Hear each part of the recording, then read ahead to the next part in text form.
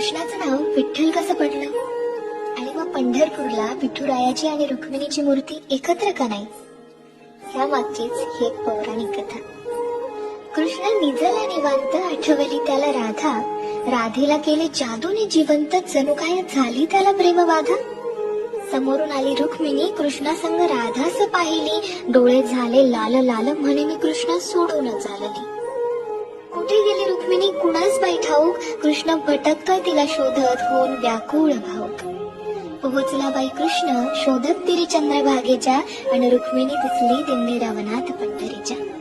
कृष्ण म्हणवितो रुक्मिणीस, पण ती रुसलेली फार, म्हणतो कसा, अगं रुक्मिणी कसा करू मी तुझ्या विना वैकुंठाचा संसार.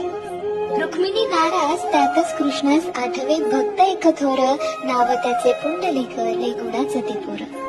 पुंडलिकाच्या घरी आली कृष्णाची गबाई स्वारी, पुंडलिक करीतो आई बापाची सेवा, ठेवून उभा विटेवर कृष्णाला दारी. वाट पाहता पाहता कृष्णाची मूर्ती राहिली, विटेमुळे विठ्ठल त्यासी प्रचिती झाली. 28 युगे झाली लांब उभी राहुनी, रुक्मिणी रुसवातो धरी, अवघ्या भूमंडळाचा संसार बघत विठ्ठल उभा विटेवरी. भूमंडळी म्हणे विठ्ठलास बाप, आणि रुक्मिणी साई, आणि बोला जय जय विठो बालक